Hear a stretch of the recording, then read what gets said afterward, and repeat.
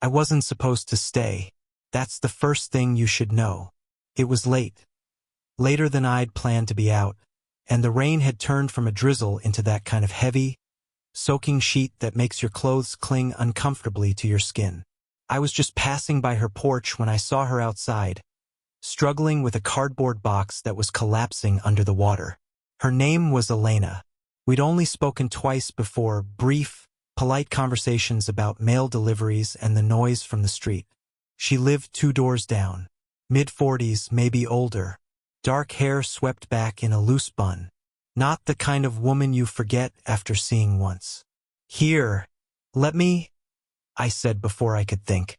My hands were already on the box, the damp cardboard groaning between us. Her eyes flicked up to mine, steady, assessing, but her voice was warm. "You'll ruin your shirt." "It's already ruined," I said, and she gave the smallest smile, the kind you catch and can't stop replaying in your head later. Inside her house, it smelled faintly of coffee and rain-soaked wood. I set the box down in the hallway, not sure if I should step back out into the storm or wait for her to say something. She disappeared into the kitchen without a word, the sound of a kettle breaking the quiet. I should have left. I didn't. She came back with 2 mugs, steam curling in the air between us. "You're dripping on my floor," she said, but it wasn't a complaint. She looked me over, her eyes pausing. Not long enough to be obvious, but long enough for me to notice, on the way my shirt clung to my shoulders. "I can head out," I offered. "Not in this," she said, tilting her head toward the window, where rain lashed hard against the glass. "You'll catch something. Stay until it passes." Her voice was calm, matter-of-fact, but there was something in the way she handed me the mug, her fingers brushing mine for a second longer than necessary, that made my pulse stutter. We sat in her small living room, the rain loud on the roof, shadows stretching in the lamplight. She asked me questions, nothing too personal, where I worked, why I'd moved here, but she listened closely, her gaze fixed on me in a way that made me feel noticed. Every now and then, she'd push her hair back, and my eyes would follow the movement without permission. She caught me once, and instead of looking away, she just held my gaze for a heartbeat longer than felt safe. The storm didn't let up. An hour passed, then another. I shifted, unsure if I was overstaying, but she stood and disappeared down the hall, returning with a folded blanket. "You can take the couch," she said, setting it beside me. "I don't want to impose." "You're not." She cut me off gently, her tone final. When she turned to leave, I reached for the blanket, and my fingers caught hers again, this time not by accident. Neither of us pulled away immediately. Her eyes softened, just slightly, and she said, almost in a whisper, "Good night, unless you're not tired yet." The rain outside seemed to get even louder, but all I could hear was the faint hum of my own heartbeat. I told myself the couch would be fine. Just a few hours of sleep, then I'd be gone before she even made coffee. But lying there under the thin blanket, I could hear her moving around upstairs. Slow, unhurried steps, and every sound felt too close, too aware. This should have been nothing, just a neighbor helping another neighbor in the rain. But the way she'd looked at me before saying goodnight, it stayed, replaying in my head like a song I couldn't turn off. She was older, old enough to have a whole history I knew nothing about. That alone should have been enough to keep a line between us. But I'd also heard rumors, bits from the other tenants, something about a recent divorce. I didn't ask questions. Still, it made me wonder if I was the first person she'd invited in like this since. The house was quiet again. I thought she'd gone to bed, but then her voice came from the kitchen. "You're still awake?" I sat up, the blanket falling to my lap. Couldn't sleep. She appeared in the doorway, barefoot, hair loose now and falling over her shoulders. It made her seem younger, or maybe just softer. "Neither could I," she said, stepping into the light. She was holding 2 glasses of wine. When she handed me one, her fingers brushed mine again. Deliberate this time. Or maybe I just wanted to believe that. We sat at the small dining table. She leaned back, looking at me like she was studying a painting, and I wasn't sure if she was searching for flaws or for something she recognized. "You remind me of someone," she said finally. "Someone good." I tried to keep it light. She smiled faintly. "Someone I once trusted too much." Her words landed heavier than I expected. I wanted to ask what happened, but the quiet between us told me she wasn't ready to give that away. Still, something in her eyes, a flicker of regret, made me want to stay right where I was, like maybe my presence was keeping her from sinking into it. I noticed little things I hadn't before.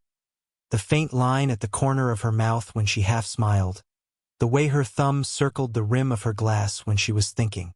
"I should probably sleep," I said, though my voice lacked conviction. "You could," she replied, leaning forward slightly, her elbow resting on the table. "Or you could keep me company a little longer." Her tone wasn't playful. It was quiet, measured, like she was testing the waters but didn't want to admit it.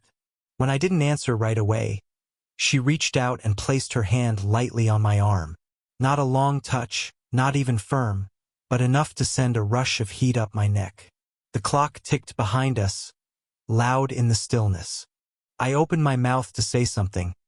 I'm not sure what, but the words stalled. She didn't move her hand.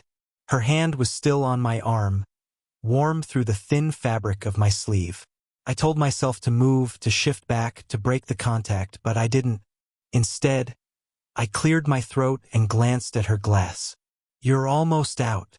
She looked down, smirked faintly. "And you haven't touched yours." "I'm pacing myself," I said. The words sounded awkward, even to me. Something shifted in her gaze. Less guarded now, more searching. "You don't have to, you know," she murmured. I should have asked what she meant, but my mind wasn't thinking in questions anymore. It was replaying the way the lamplight traced the side of her face, catching on the curve of her cheekbone. I was about to say something I might have regretted, when the sound of a phone rang from somewhere upstairs. A sharp, insistent tone that cut straight through the quiet. She tensed, her hand slipping away as she stood. "Sorry," she said quickly, heading toward the stairs. I sat there, staring at the empty space where her touch had been. I told myself that was the moment to get up, grab the blanket, and commit to the couch. But when she came back, she wasn't on the phone. She just sank into the chair again, slower this time, as if weighing whether to speak. "Wrong number?" I asked. Her eyes flicked up to mine, unreadable. "No, just someone I'm not ready to talk to." The way she said it, flat but not cold, made me think of all the things I didn't know about her. Things that maybe no one in this building knew. I leaned back, tried to put some air between us. "You don't have to explain. I know." Her voice was quiet now, almost fragile. "But it's strange. You've been here for hours, and I feel like you already see me more than most people do." Her words hung there. I should have brushed them off, joked, changed the subject. Instead, I found myself leaning forward, elbows on my knees, studying her the way she had studied me earlier. "You make it hard to look away," I said before I could stop myself. Her lips parted slightly, but she didn't speak. The air between us felt charged, like the pause before a storm breaks. Then she shifted, leaning closer, her knee brushing mine under the table. It was nothing, barely contact, but my pulse kicked hard in my chest. The rain outside had softened, but the quiet inside felt heavier than before. She glanced toward the couch, then back to me. "You don't have to sleep out here," she said softly. For a second, neither of us moved. The line was right there, thin and fragile, and I wasn't sure who was about to cross it first. Her words, "You don't have to sleep out here," kept looping in my head. They weren't an invitation. Not exactly. But they weren't nothing either. I swallowed, trying to measure my next breath, let alone my next sentence. "That's not a good idea," I said finally. She tilted her head, studying me. "Because because I'm too young, because you just got out of something, because I won't be able to stop myself. But none of those made it past my lips. Because you might regret it, I said instead. Her eyes didn't flinch. You think I don't know what I want? The air between us thinned, pulled tight. I could feel my own pulse in my jaw, my throat, my fingertips.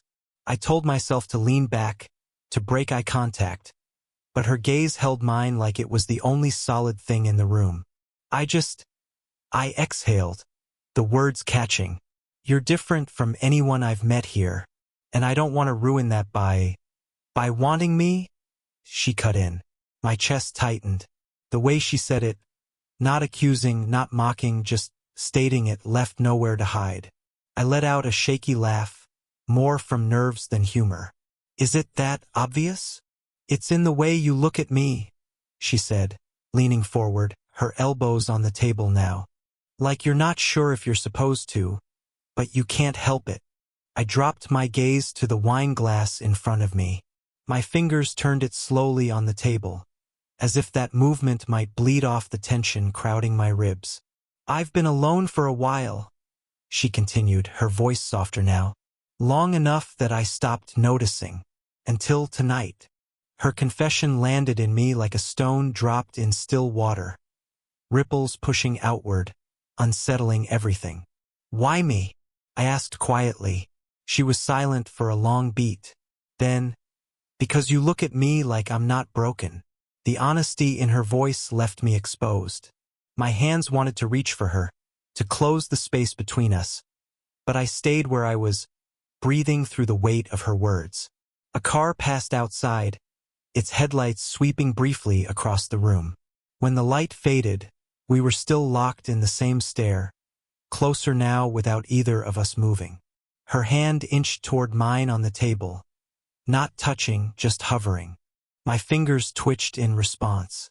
You should tell me to stop, she said. I didn't. The clock ticked once, twice. Neither of us looked away. Her hand was still hovering near mine when she pulled it back, fingers curling into her palm like she just touched something too hot. I can't, she started, then stopped. Her eyes flicked toward the window, as if she could find her words in the rain-slick street outside. The silence stretched. I thought maybe she'd changed her mind, that whatever had been building between us was about to crumble under its own weight. But then she said it. I knew you before. My brow furrowed. What do you mean? She exhaled through her nose, almost a laugh, though there was no humor in it. Not you exactly. You were just a kid then, 12, maybe 13. I used to visit your mother's bookstore. She'd talk about you all the time. The words hit in a way I couldn't immediately name. Not disgust, not shock, but a strange, sudden intimacy. Like she'd been holding a piece of my past all this time without me knowing. I searched my memory and caught a faint, dusty image. A woman in a long coat, leaning on the counter while my mom rang up paperbacks. A polite smile, eyes that glanced toward me without lingering. That was you? I said, my voice low. She nodded. I didn't put it together until you moved in. You'd grown, obviously. But tonight, the way you looked at me, it was familiar, somehow. The room felt smaller, not claustrophobic. More like the air was thick with something unspoken. I wasn't sure if this connection made what was happening more dangerous or more inevitable. You think that changes anything? I asked. Her lips parted, but no words came out. She was weighing something. I could see it in the way her eyes narrowed slightly, as though she was measuring risk against desire. Before she could answer, there was a knock at the door. Sharp, quick, not the kind you could ignore. She froze, eyes darting to me, then to the door. It's him, she said under her breath. Who? She didn't answer. Instead, she stood and moved toward the door, but stopped halfway, turning back to me. Her voice was urgent now. Don't say anything. Just stay out of sight. I stayed in the dining room, heart pounding, listening as she opened the door. A man's voice filtered in low, tense. I couldn't make out all the words, but I caught fragments. "You're not answering, worried about you? Who's here?" Her tone was calm but firm, a careful kind of control I hadn't heard from her before. "It's late. We'll talk another time." The door shut. The lock clicked. When she came back into the room, her expression was unreadable. She sat down slowly, eyes on me. "That was my ex-husband," she said. "And he knows someone's here." The clock ticked once in the heavy quiet between us. I didn't move. Neither did she. She didn't look away when she said it. "He knows someone's here." I could hear the faint echo of the knock in my chest, my heartbeat matching its rhythm. A part of me knew what the smart move was. Thank her for the blanket, slip out quietly, pretend tonight never happened. But that part of me felt small now, drowned out by everything else between us. I leaned forward, my elbows pressing into the table. "Do you want me to leave?" Her answer didn't come right away. She glanced toward the window, where the rain had slowed to a whisper, then back to me. "I should say yes. But you don't," I said. She exhaled, the kind that carries more weight than sound. "You're too young for me, you know that? You've got a whole life ahead. And I'm—" She trailed off, searching for the word. "Worth it?" I said, surprising even myself. Her lips trembled. Not quite a smile, not quite a frown. "You have no idea what you're saying." "Then explain it to me," I said, "because I can't walk out of here pretending I don't feel this." She laughed softly, shaking her head. "You're supposed to be on that couch by now. I'd rather be where you are." That was the moment her guard cracked. It wasn't anything dramatic. No tears, no grand gestures. Just her hand reaching across the table, palm up, an invitation. I placed my hand in hers without thinking, and for a second, neither of us moved. "You remind me of who I used to be," she said quietly. "And that scares me." "I'm not him," I said, squeezing her hand. "And you're not her anymore." Something in her eyes shifted then, not certainty, but permission. She stood, still holding my hand, and we moved to the couch together. We sat close, knees touching, the space between us shrinking in quiet increments until her head rested against my shoulder. No one spoke. The rain outside had almost stopped, but the air still smelled like it. I could feel the rise and fall of her breathing, slow and deliberate, as if she were memorizing the moment. "This doesn't have to be forever," she whispered, "but it's real tonight." I turned my head, letting my lips brush the crown of her hair. "That's enough for me." The clock ticked in the background, but neither of us cared anymore. We didn't talk much after that. We didn't need to. Her head stayed on my shoulder, her fingers loosely curled around mine. Like if either of us let go, the whole moment might vanish. The house was quiet except for the soft hum of the refrigerator and the occasional sigh of wind against the windows. That knock from earlier still lingered in the back of my mind. But here, in the warm dimness of her living room, it felt distant, like something from another life.